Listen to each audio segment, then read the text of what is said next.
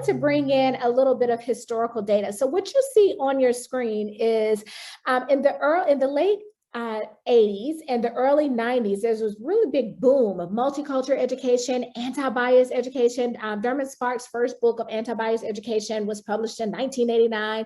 So it's this big, huge, momentum in early childhood and also in elementary ed on culturally relevant teaching, culturally responsive teaching. So it's all of this research and this theory that came out about, wait a minute, we really need to focus in on bringing the lived experiences of Black and Brown children into the classroom.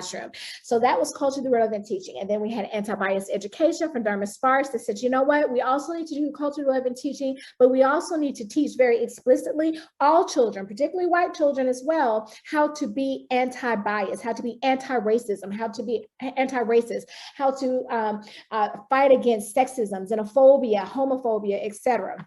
So we had these huge, focus on culturally relevant, teaching and research. So that was the 90s, right?